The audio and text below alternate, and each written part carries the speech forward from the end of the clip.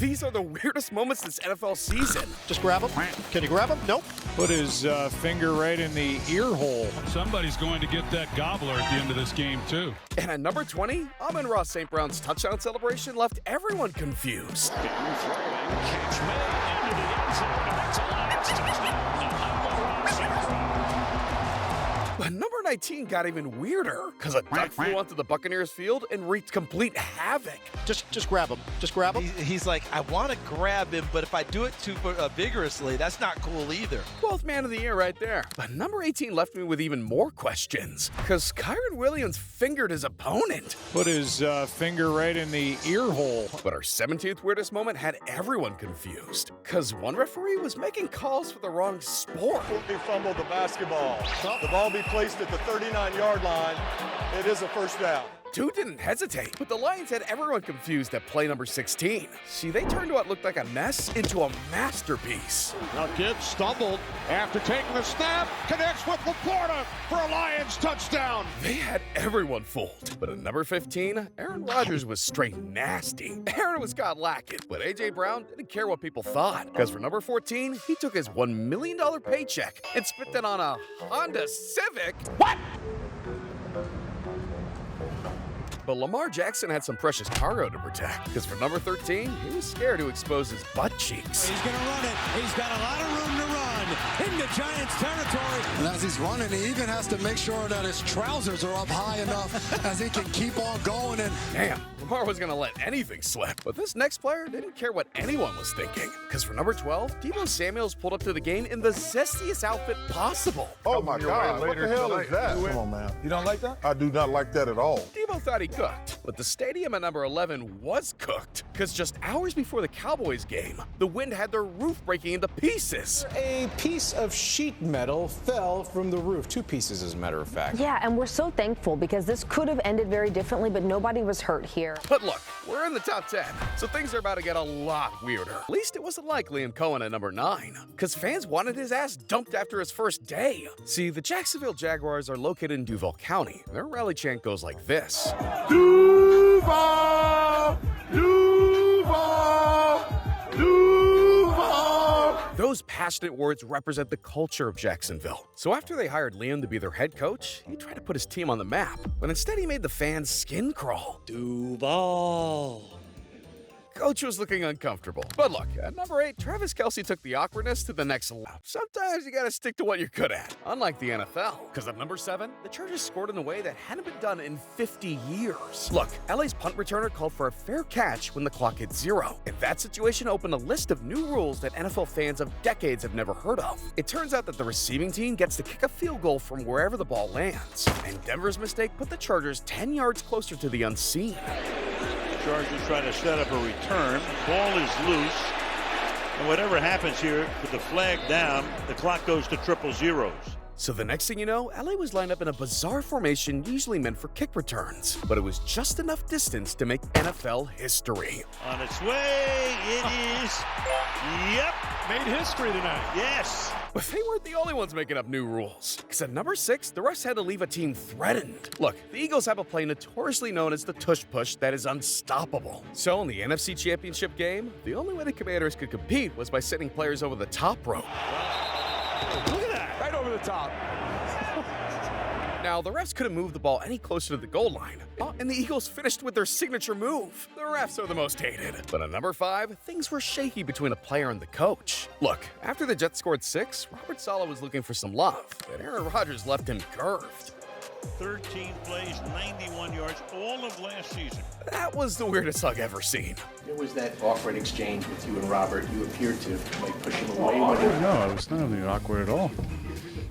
When he went to hug you, what happened? I didn't know. He's not a big hugger, usually, so I didn't know he was going for the hug. He likes to do the 2-hand chest push as well. So, but he talks a lot about 2-score leads. So I just kind of gave him a push and said 2-score lead. A-Rod dodged the heat, but the kicker at number 4 never escaped the pressure. See, it was the final drive of the Commanders' playoff game in a tied game. Robinson behind, a fake to him. Daniels escapes and runs for the first down. all they needed was for their kicker Zane Gonzalez to finish the job. Now, you would want your closer to be cool and collected, but this dude was on the sidelines losing his mind. He's working on his sock. Usually kicking shoes are a size smaller than the other shoe. These guys want a tight feel around their foot. I can feel that little ridge in the sock there. I got to get it right. Washington was trusting a guy who had superstitions about his socks, and Zane gave the world a finish even more mind-boggling. The Washington Commanders off the upright, and it is in! Weird finish or not, Gonzalez saved the day. But after the game, he became a true hero. I mean, all of his fidgeting came from his OCD condition, so he used his viral moment as his platform for others suffering like him. Everybody has those little tendencies, but with OCD, like in this situation, it's just, if you have OCD, you kind of get it. You have that mindset of like, if you don't do this, the worst possible situation is going to happen. So I'm just happy that regardless of the OCD stuff, I was able to get out there, get the job done, and get the team win and get us on to the next round of playoffs. But look, we've hit the top 3, and we got to talk about the weirdest guy in the NFL. See, this is Matt Collins, and from the start, he's been different, because this guy doesn't believe in shoes like you and me. I think shoes are a tool, and people have made them a part of their body. Like, I wouldn't walk around with a hammer just because I might need a hammer sometimes. Now, he does wear cleats because he has to, but he calls them foot prisons. Like, look at that little tiny toe box. How you gonna fit your toes in there? And that's just the beginning, because not only does this guy have something against cats, he eats differently too. Like, what happened that people said you gotta start using utensils? Your hands will help you digest because your body knows that it's coming. Your hands will get the temperature of the food so you can better understand what it's gonna be before it goes in your mouth so you don't burn your tongue or your lips. And you're more cognizant of washing your hands. People are like, it's dirty. No, it's not, because I know I'm about to eat with my hands, so I gotta wash them. A lot of y'all don't wash your hands out the bathroom, let alone that went before you eat. That's where he crossed the line. But Mac has no problem being uncomfortable, because this guy showed up to a snowy 20-degree playoff game like it was time for the beach. But he took the shenanigans to the next level when he arrived to the game looking like this. It really doesn't get weirder than this guy. But the player on number 2 has the weirdest eating habits. See, NFL rookie Xavier Legette is from a country town in South Carolina, so NFL fans already fell in love with his strange accent. But as we got to learn more about him, he revealed he likes to eat food from the trash can. What's your hottest food take? So like, is there something weird that you like to eat or something you don't like to eat that you can never eat that most people would eat? You know, like what's something in the food industry that you know, that you have a weird opinion on? Well, y'all probably seen that video when I tell them folks I eat coon, I eat raccoon. This immediately had everyone's stomach churning. I mean, nobody believed Xavier. So at the end of the season, the country boy had to make sure everyone tried his favorite home-cooked meal. People want to know how you're a picky eater when you eat coon.